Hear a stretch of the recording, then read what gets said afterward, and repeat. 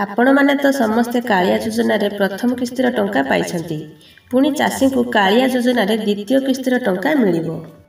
ढेंकानाल चाषी समावेश रे चाषी को पई बड़ घोषणा करिसंती मुख्यमंत्री नवीन पटनायक।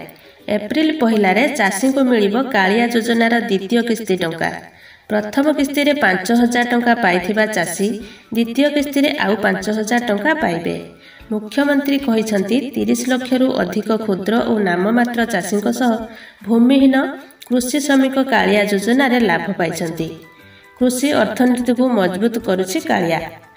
प्रथम किस्ती रे 5000 टंका पाइथिबा चाषी पुणी 5000 टंका पाइबे। एप्रिल 1 तारिख रे क्षुद्र और नाममात्र चाषी को कालिया सहायता टंका मिलिबो। ढेंकानाल चाषी समावेश एही घोषणा करिसंती मुख्यमंत्री नवीन पटनायक। समावेश अनुगुल चाषी प्रमिला माझी खूब शीघ्र कालिया योजना रे द्वितीय किस्ती टंका देबाकू अनुरोध करथिले एवं मुख्यमंत्री घोषणा करथिले एप्रिल 1 तारिख रु चाषी को कालिया सहायता बाबद रे द्वितीय किस्ती टंका मिलिबो।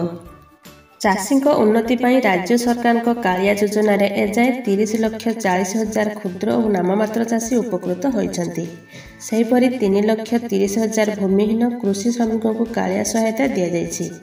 एबे मिलिबाकू जाउछि कालिया योजनार द्वितीय किस्ती टंका। मुख्यमंत्री कहिसंती कृषि अर्थनीति को मजबूत करुछि कालिया।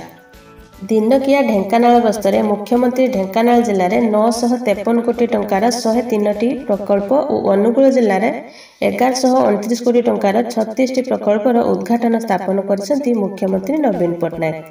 ढेंकानाल विभिन्न ब्लॉक रे 18टी चेक डैम उद्घाटन करिसंती नवीन पटनायक। तो यह थिला आपण मानक पई किछि इनफॉरमेशन। एप्रिल 1 रे चाषी को पुणी कालिया योजनार द्वितीय किस्तिर टंका मिलिबो। तो एमिति आहरी नुआ नुआ वीडियो देखिया पाई ए वीडियो गोटे लाइक करंतु। आ जदि हम चैनल को प्रथम थर पई देखुछंती ताहले तळे थिबा रेड कलर सब्सक्राइब बटन रे क्लिक करी आ ता साइड रे थिबा बेल बटन क्लिक करी हम चैनल को सब्सक्राइब कर नियंतु। धन्यवाद।